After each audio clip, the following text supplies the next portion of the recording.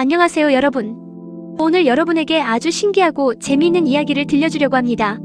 우리는 보통 텔레비전이나 인터넷에서 뉴스를 볼 때 미국 법정안의 모습을 사진이나 비디오가 아니라 그림으로 보는 경우가 아주 많습니다. 미국에서는 재판을 받는 사람들의 인권을 보호하고 재판이 조용하고 진지하게 진행될 수 있도록 법정안에 사진기나 비디오 카메라를 가지고 들어가는 것을 엄격하게 금지하는 곳이 많기 때문입니다. 그래서 사진기 대신 그림을 그리는 화가들이 법정에 들어가서 재판의 모습을 도화지에 빠르게 그려서 사람들에게 전달합니다. 우리는 이런 화가들을 법정 미술가라고 부릅니다. 마릴린 처치라는 아주 유명한 법정 미술가가 있습니다. 이분은 무려 40년이 넘는 아주 긴 시간 동안 미국에서 가장 유명하고 중요한 재판들을 직접 눈으로 보고 그림으로 남긴 대단한 예술가입니다. 복잡한 물감 대신에 스위스에서 만든 물에 잘 녹는 크레용과 젖은 종이 타월을 사용해서 그림을 그렸습니다. 이 크레용은 손가락으로 문지르면 부드럽게 번지기 때문에 아주 짧은 시간 안에도 법정 안의 긴장된 분위기와 사람들의 표정을 생생하게 그려낼 수 있었다고 합니다. 때로는 20분이라는 아주 짧은 시간 안에 재판 장면을 완성해야 할 때도 있었고, 길게는 5시간 동안 자리에 앉아 집중해서 그림을 그리기도 했습니다. 마릴린 처치는 30년이 넘는 세월 동안 미국 사회를 뒤흔든 유명한 사건 30개를 모아 세기의 재판이라는 뜻을 가진 책을 만들기도 했습니다. 이 책에는 정말 영화보다 더 영화 같은 진짜 사람들의 이야기가 가득 담겨 있습니다. 이제부터 마릴린 처치가 직접 보고 그린 몇 가지 놀라운 재판 이야기를 여러분에게 들려주겠습니다. 법정 미술가는 단순히 사람의 얼굴만 똑같이 그리는 것이 아닙니다. 그 재판이 얼마나 무서운지 슬픈지 혹은 황당한지 그 감정까지 모두 그림에 담아냅니다. 예를 들어 마릴린 처치가 뉴욕에서 끔찍한 범죄를 저지른 데이비드 버코이치라는 무서운 범죄자를 그릴 때의 일입니다. 이 범죄자는 재판정에서 마릴린 처치와 불과 2피트 정도 떨어진 아주 가까운 곳에 앉아 그녀의 눈을 뚫어지게 쳐다보았습니다. 당시 마릴린 처치는 길고 어두운 색의 머리카락을 가지고 있었는데 그것은 그 범죄자가 공격했던 피해자들의 모습과 아주 비슷했습니다. 그녀는 너무 무서워서 그림을 그리는 손가락이 꽁꽁 얼어붙는 것 같았지만 용기를 내어 끝까지 그림을 완성했습니다. 또 다른 무서운 이야기로 로버트 체인버스라는 젊은 청년의 재판이 있었습니다. 그는 부유한 집안에서 자라 좋은 학교에 다니는 학생이었지만 아주 끔찍한 범죄를 저질렀습니다. 마릴린 처치는 그의 얼굴을 그리면서 등골이 오싹해지는 것을 느꼈습니다. 왜냐하면 그가 자신이 저지른 엄청난 잘못에 대해 아무런 죄책감이나 슬픔을 느끼지 않고 너무나도 차갑고 텅 빈 표정으로 앉아 있었기 때문입니다. 마릴린 처치는 자신의 아이들도 저런 무서운 사람과 친구가 될 수 있었다는 생각에 큰 충격을 받았다고 합니다. 법정 미술가는 이렇게 범죄자의 차가운 마음까지도 도화지 위에 그대로 표현해냅니다. 물론 법정이 항상 무섭고 차가운 곳만은 아닙니다. 법정은 피해자를 따뜻하게 보호하는 공간이기도 합니다.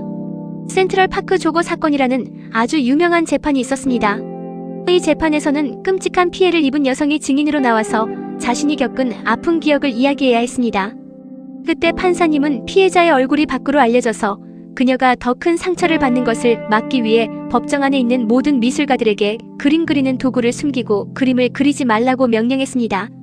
이처럼 법정은 단순히 벌을 주는 곳이 아니라 사람들의 아픔을 보호하고 진실을 찾아가는 아주 조심스럽고 엄숙한 곳입니다. 마릴린 처치의 그림들은 사진으로는 절대 담을 수 없는 법정 안의 공기와 사람들의 마음속 깊은 감정까지 우리에게 생생하게 전달해줍니다. 때로는 사람들이 왜 저런 행동을 할까 싶을 정도로 황당하고 어이없는 사건들도 법정에서 벌어집니다. 그중 하나가 바로 말라 메이플스라는 유명한 여성과 관련된 신발 도둑 재판입니다. 말라 메이플스는 아주 유명하고 돈이 많은 사람의 부인이었던 아름다운 여성이었습니다. 그녀에게는 첩 존스라는 이름의 홍보 담당 직원이 있었습니다. 홍보 담당 직원이란 유명한 사람의 기사가 신문이나 텔레비전에 잘 나오도록 도와주는 사람을 말합니다. 그런데 첩 존스는 자신이 돕고 있는 말라 메이플스에게 너무 지나친 관심과 이상한 집착을 가지게 되었습니다. 그는 그녀를 너무 좋아한 나머지 그녀의 집에 몰래 들어가서 그녀가 신고 다니던 구두와 신발들을 훔치기 시작했습니다. 그가 훔친 신발은 무려 75켤레나 되었습니다.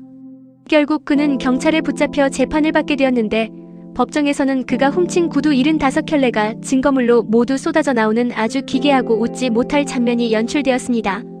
마릴린 처치는 이 재판을 그리면서 구두와 신발들이 법정 바닥에 산더미처럼 쌓여있는 황당한 장면을 그림의 중심에 크게 그려 넣으며 아주 재미있게 작업을 했다고 합니다.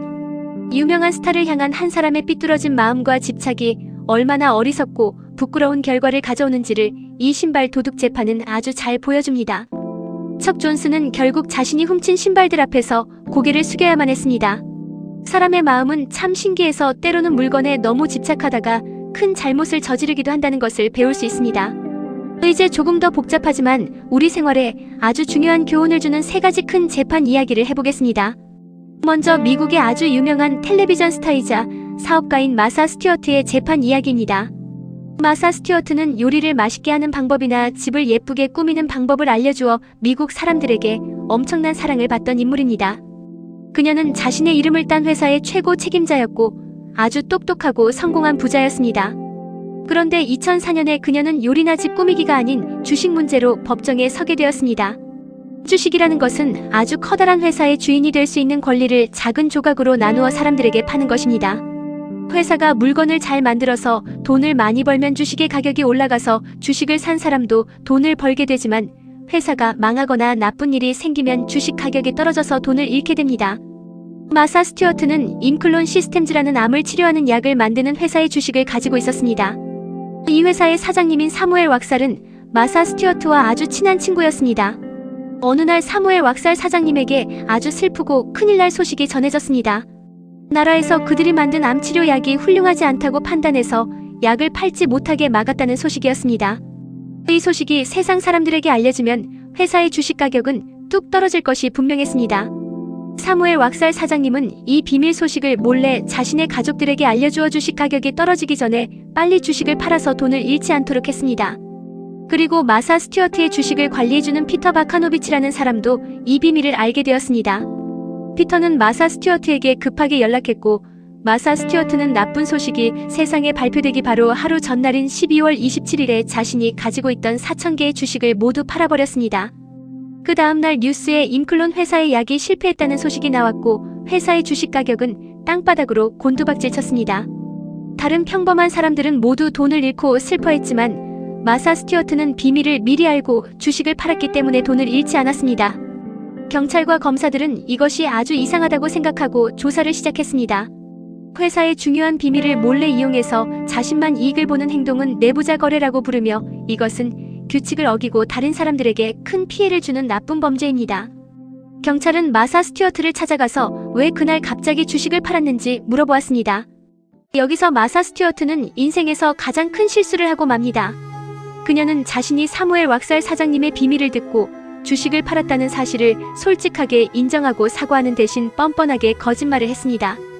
그녀는 주식 가격이 일정 금액 아래로 떨어지면 자동으로 팔기로 예전부터 약속이 되어 있었다고 경찰을 속이려 했습니다. 미국 법에서는 경찰이나 정부가 진실을 찾기 위해 조사를 할 때 거짓말을 하거나 가짜 증거를 만들어서 경찰을 방해하는 행동을 사법방해죄라고 부릅니다. 이것은 단순히 돈을 훔친 것보다 때로는 더 무겁게 처벌받는 아주 무서운 죄입니다.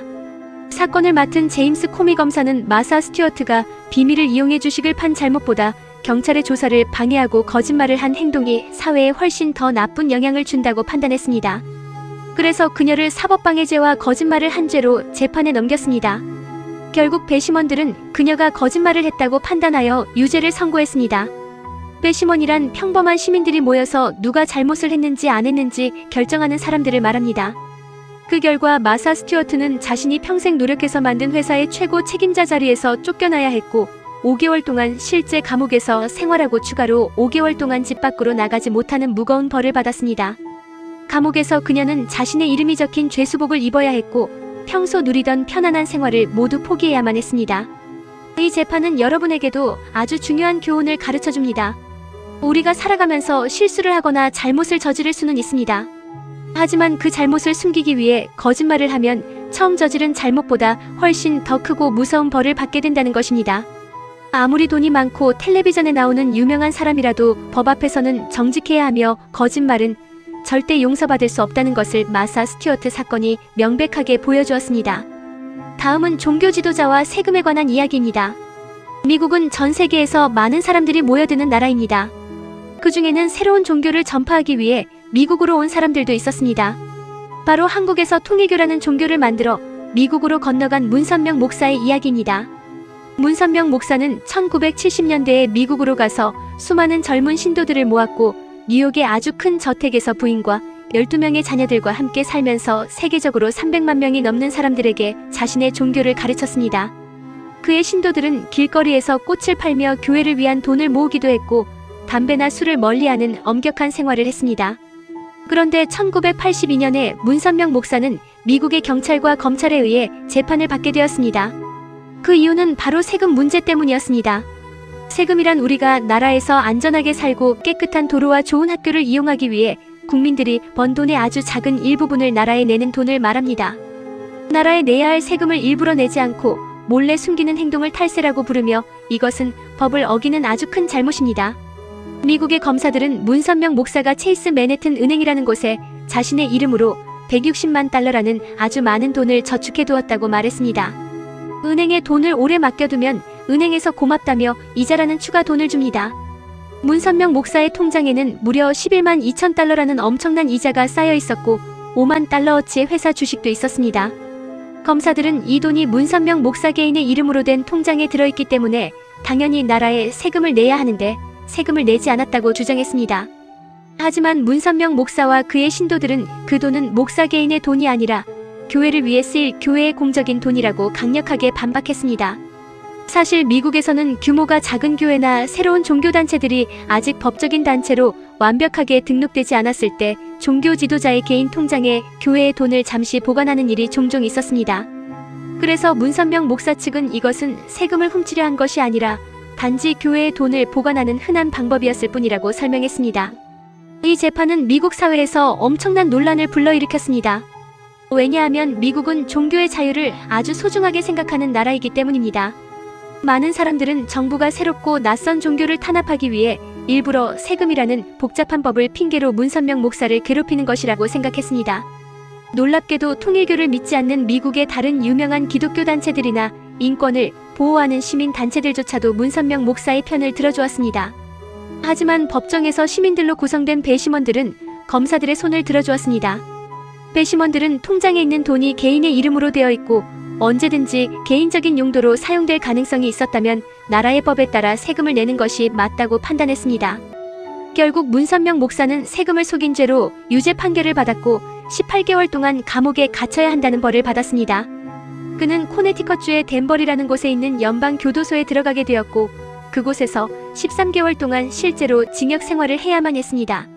이 재판이 우리에게 주는 중요한 교훈이 있습니다. 나라의 법은 누구에게나 평등하게 적용되어야 한다는 것입니다. 비록 훌륭한 종교 지도자라고 할지라도 나라의 경제를 돕는 세금의 규칙은 반드시 지켜야 하며 돈의 주인이 누구인지 명확하게 기록하고 투명하게 관리하는 것이 얼마나 중요한지 보여주는 사건이었습니다. 또한 이 사건은 국가의 엄격한 법과 개인의 종교의 자유가 부딪힐 때 얼마나 복잡하고 치열한 재판이 벌어지는지를 잘 보여주는 역사적인 사례로 남아있습니다. 마지막으로 마음의 슬픔을 다스리지 못해 큰 비극을 맞이한 진 해리스라는 여성의 재판 이야기입니다. 진 해리스는 아주 교양있고 똑똑한 학교의 교장 선생님이었습니다. 그녀는 오랜 시간 동안 헤르만 타르노어라는 유명한 의사 선생님과 만나며 사랑을 키워왔습니다. 그런데 어느 날 의사 선생님이 진 해리스를 떠나 훨씬 더 젊은 연구실 직원과 만나기 시작했습니다. 이 사실을 알게 된 진 해리스는 너무나 큰 슬픔과 절망에 빠져 마음이 완전히 무너져 내리고 말았습니다. 그녀는 결국 자신이 사랑했던 사람을 해치는 끔찍한 실수를 저지르고 말았고 차가운 법정에 서게 되었습니다. 마릴린 처치는 법정에서 진 해리스를 그리며 그녀가 단순한 범죄자가 아니라 사랑하는 사람에게 버림받고 늙어가는 것에 대해 슬퍼하는 모든 여성들의 아픔을 대신 보여주는 것 같다고 느꼈습니다. 평범하고 훌륭한 선생님이었던 그녀가 마음속의 슬픔과 분노를 제대로 다스리지 못해 한순간에 살인범이 되어버린 이 사건은 우리에게 감정을 조절하고 올바른 방법으로 문제를 해결하는 것이 얼마나 중요한지 가르쳐줍니다.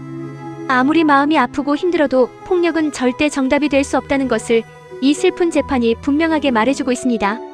지금까지 우리는 마릴린 처치라는 위대한 법정 미술가의 그림을 통해 미국 역사상 가장 악명 높았던 사건들의 숨겨진 이야기들을 살펴보았습니다. 사진기가 들어갈 수 없는 엄숙한 법정 안에서 미술가들은 오직 크레용과 종이만으로 역사의 빛나는 순간들을 기록했습니다.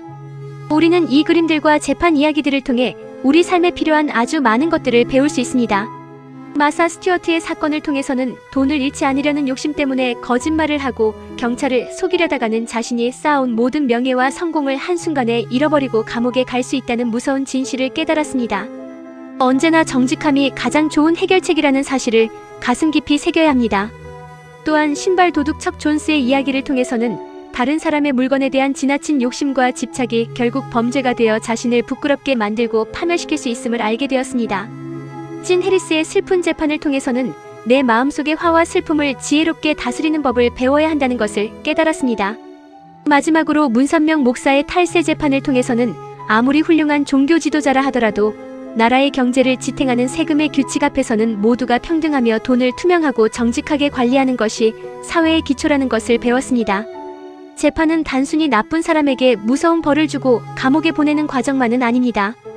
법정은 우리 사회가 무엇을 옳고 그르다고 생각하는지, 그리고 법이 모든 사람에게 공평하게 적용되고 있는지를 투명하게 보여주는 거울과 같습니다.